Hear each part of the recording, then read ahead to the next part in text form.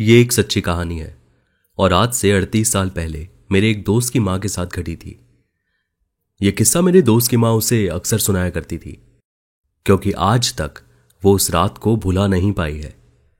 उनका नाम मैंने गोपनीयता को ध्यान में रखते हुए बदल दिया है।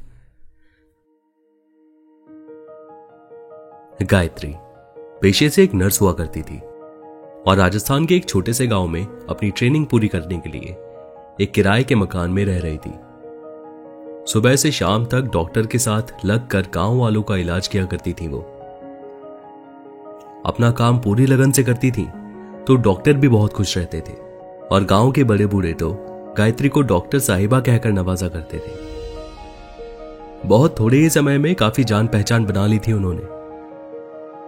अब जब कभी कभी डॉक्टर नहीं होते तो भी गांव वाले गायत्री के इलाज पर भरोसा कर लेते थे और उन्हीं से मदद ले लिया करते थे।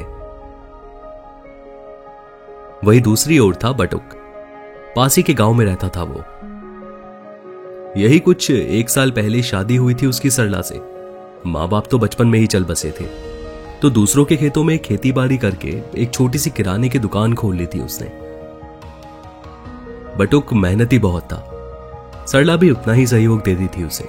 दोनों अपनी थोड़ी सी कमाई में बहुत खुश थे और कुछ ही महीने बाद सरला गर्भवती हो गई। ये कहानी उस रात की है जब सरला को करीब 8 महीने हो चुके थे गर्भवती हुए।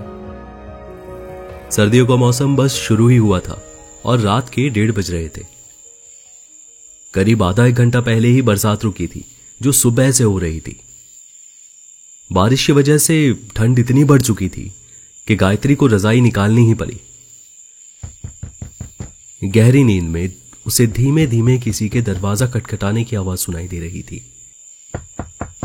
वह आवाज तेज होती चली गई और गायत्री की आंख खुल गई। जब उसने समय देखा तो सोचा इतनी रात भला कौन आया होगा। किसी तरह से अपने आप को इस सर्द मौसम में रजाई से खींचकर निकाला और शॉल ओढ़ते हुए दरवाजा खोला। देखा तो सामने था बटुक, चेहरे से काफी परेशान और ऐसे ठंडे मौसम में भी पसीने से कमीज भीगी हुई। बटुक ने हाफते हाफते बताया कि वो पड़ोस के गांव से आया है। रास्ता लंबा होने की वजह से आने में करीब 1 घंटा लग गया उसे। उसकी बीवी गर्भवती है और बहुत दर्द में है। यहां एक बार इलाज के लिए पहले भी आ चुका था वो, तो गायत्री के अच्छे इलाज से काफी वाकिफ था। गायत्री ने फिर से समय देखते हुए उसे कहा कि रात बहुत हो गई है, कल सुबह जितनी जल्दी हो सके वो वहां आ जाएगी। पर बटुक ये सुनकर घबरा गया और हाथ जोड़कर विनती करने लगा, रोने लगा। उसकी बीवी बहुत बीमार है।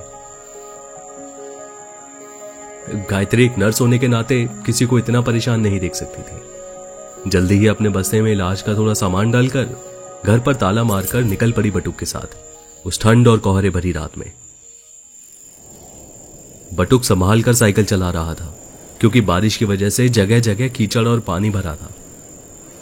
ठंड से कोहरा इतना कि थोड़ा आगे भी देख पाना मुश्किल था। पीछे बैठी गायत्री शॉल में भी ठिठुर रही थी और सीट को कसकर पकड़े बैठी हुई थी। गायत्री के पूछने पर बटुक ने अपनी बीवी का नाम सरला बताया और यह भी बताया कि 8 महीने से गर्भवती है वो, पर अभी तक इतना ज्यादा दर्द कभी हुआ नहीं था उसे। तो डर के कारण जल्दी जल्दी रात में ही इलाज ढूंढने इस बारिश में निकल पड़ा वो। दोनों गांव के बीच में एक जंगल पड़ता है और एक गांव से दूसरे गांव पहुंचने के लिए सभी को जंगल के बाहर से चक्कर लगाकर जाना पड़ता है। समय बचाने के लिए बटुक ने ज्यादा ना सोचते हुए उस जंगल का रास्ता ले लिया। रास्ता बहुत ऊबड़ खाबड़ था लेकिन बटुक के गांव जल्दी पहुंचने का सीधा समाधान था वो। गायत्री कभी उस जंगल के रास्ते से गई नहीं थी और ऐसी बारिश और कोहरे से भरी रात में वो जंगल और भी खौफनाक लग रहा था। जैसे जैसे वो जंगल में आगे बढ़ रहे थे कोहरा गहरा और जंगल घना होता जा रहा था। एक अजीब सा सन्नाटा था उस जंगल में। ना कोई पशु, ना पक्षी और ना ही कोई जानवर। किसी भी तरह की आवाज नहीं थी वहां।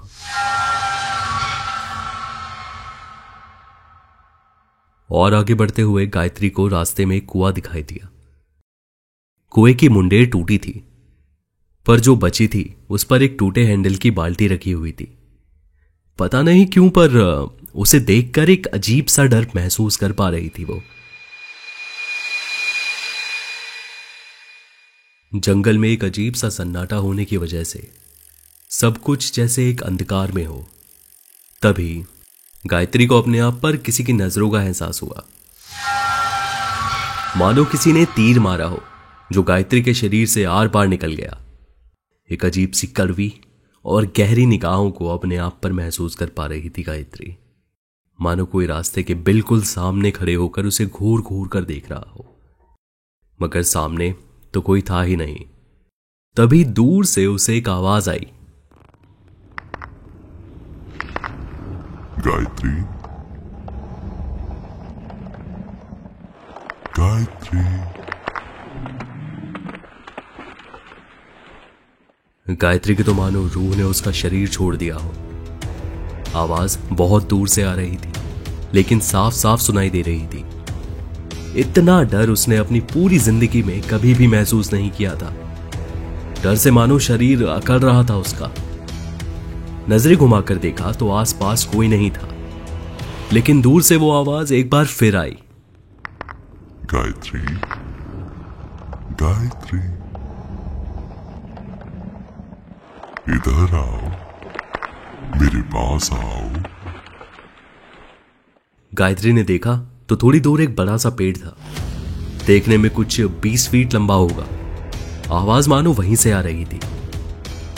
धुंध के कारण कुछ भी साफ साफ दिखाई नहीं दे रहा था, लेकिन ऐसा लग रहा था मानो कोई उस पेड़ के पीछे खड़ा हो, उस पेड़ से भी लंबा। कुछ पलों के लिए धुंध अपने आप साफ हुई, पेड़ की ही दिशा में। गायत्री को पेड़ के पीछे एक बहुत लंबा सा आदमी, जिसकी लंबी सी सफेद दाढ़ी और सफेद रंग का कुर्ता पहने दिखाई दिया।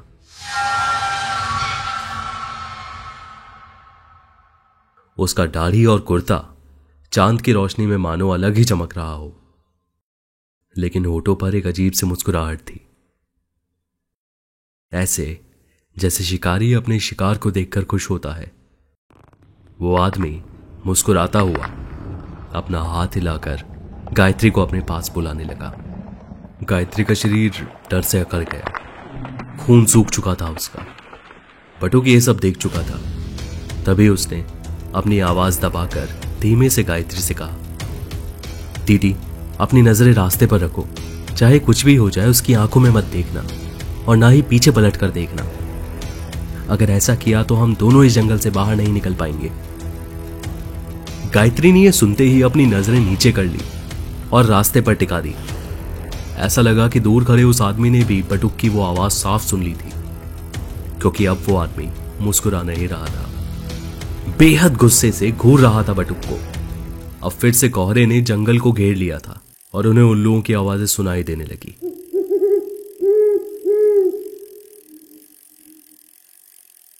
बटुक जल्दी जल्दी साइकिल के पैडल मारकर जंगल से बाहर आ गया और वो कुआं और पेड़ वही गहरे कोहरे में कहीं गायब हो गए।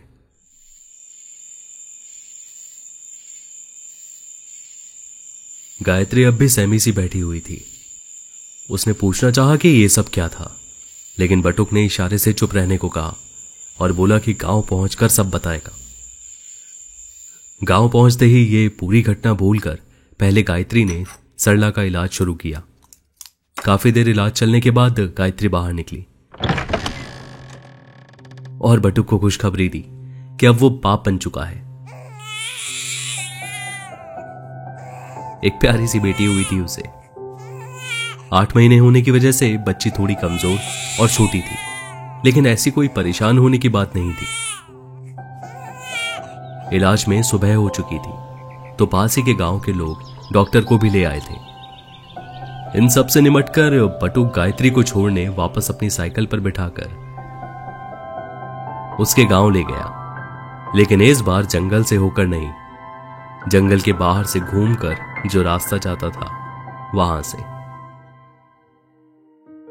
रास्ते में उसने गायत्री को बताया कि पिछली रात जो आदमी उसने देखा वो कोई आदमी नहीं बल्कि एक जिन था, और अगर वो रास्ते पर नहीं देखकर उस जिन की आंखों में देख लेती तो शायद गायत्री और बटुक दोनों ही उस जंगल से कभी वापस जिंदा नहीं लौट पाते।